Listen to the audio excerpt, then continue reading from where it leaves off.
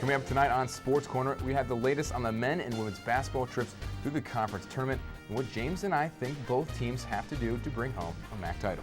That's right, John. Also, our Sports Corner Pick'em panel debates who has the upper hand in the NCAA's other conference tournaments.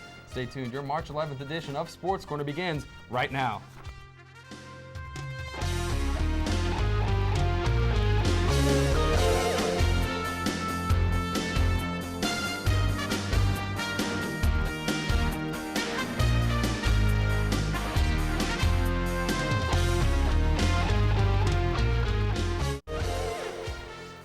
Welcome to Sports Corner. We're still bringing you all the best sporting news from Kent State and around the country.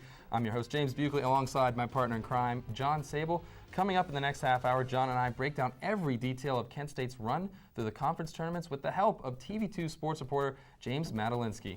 That's right, James. Also, Randy in the Sports Corner Pick'em panel will break down the best of the NCAA conference tournaments. But first, by now, everyone here on campus has either heard or saw Al Fisher's game-winning shot against Akron on Sunday. What many people may not realize is the Golden Flashes blew a 12-point lead with less than 4 minutes to go. Akron tied, but eventually came up short thanks to Fisher guiding Kent State to a 61-58 win. Let's check out the highlights to see how Kent State pulled off this big victory. Look who's in company. Ooh, James. LeBron James checking out this game. Picked this game up here in the first half. Q gets the dish inside, dunks right over Nick Goddard. Posterization on his senior day. Meanwhile, Akron couldn't get anything. Nick Dials just went ice cold, 1 for 6 from beyond the arc. And also Mike Scott rejects that ball right into the ref. Second half, different story. Jeremiah Wood starts to heat up. He had a game high with points. Akron was held just to 15 points in the first half. Then here, clock winding out. Al Fisher goes coast to coast. 3-ball, got it with 2.7 left. Akron will then get the ball inbounds. Kent State up now 61-58. And Nick Dials on senior day just continues to make him look even worse. Dribbles the ball right off him. Kent State goes on to win 61-58. James, they sweep the season series against Akron. Fisher, 17 points. Jeremiah Wood, like I said, had a game high with 23 points and 7 boards. Wow, very close game at the end there, John. Second half collapses seem to be catching on in the Kent State basketball program. The Lady Golden Flashes took a 41-25 lead into the locker room at halftime, only to see it disappear halfway through the second half.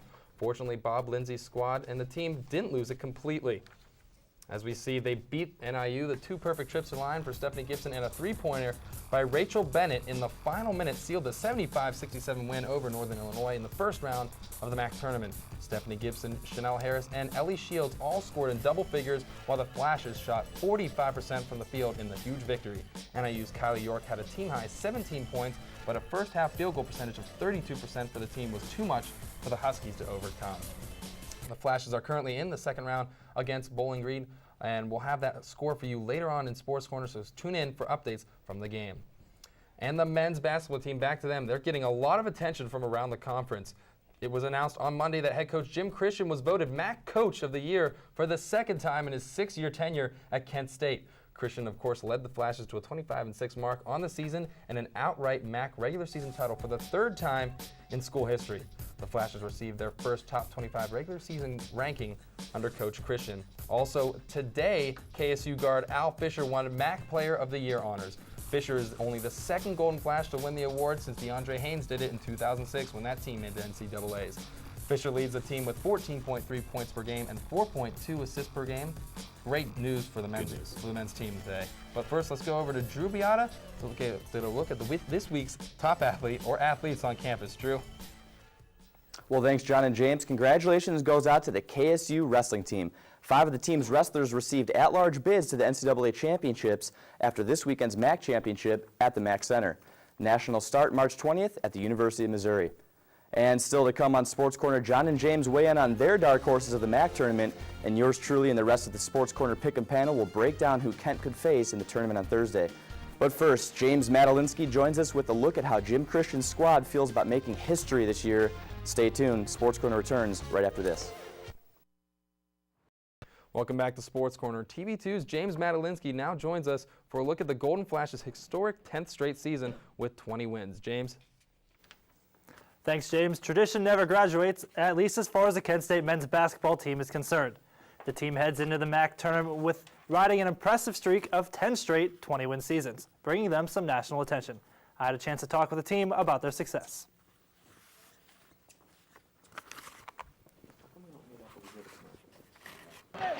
The Kent State men's basketball team recently achieved its 10th straight 20-win season, ranking the Flashes alongside some of college basketball's perennial powerhouses.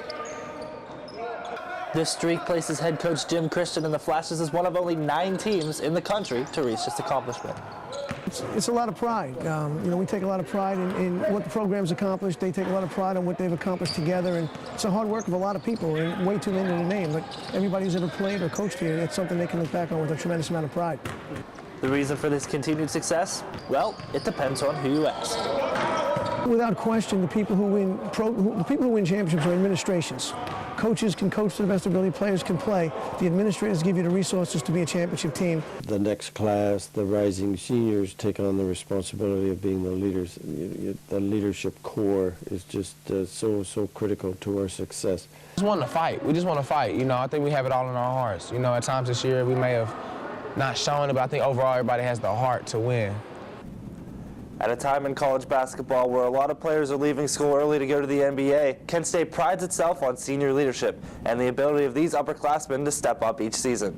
That's a unique difference between the Mid-American Conference and, say, the power team from a power conference don't have the juniors that we had at that time.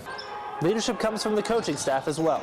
And over the course of the past 10 years, former coaches Gary Waters and Stan Heath and current coach Jim Christian have been able to maintain this winning tradition at Kent State. These coaches have led the Flashes to 5 MAC East titles and 4 NCAA tournament appearances, including an appearance in the Elite Eight in 2001. With all the success this program has had, players and coaches know it's important to play the game and let the numbers speak for themselves. I just wanted to go in and do the things that I do. Not get caught up in the hype, not get caught up in the writings, the publications, things like that, because when it comes down to it, all we have is us. The second we start enjoying it, it's when it's going to end. And so we try to just focus day to day and do our jobs, whether that be players or coaches, and, hopefully the streak will continue to go on forever. For TV2 News, I'm James Madalinsky.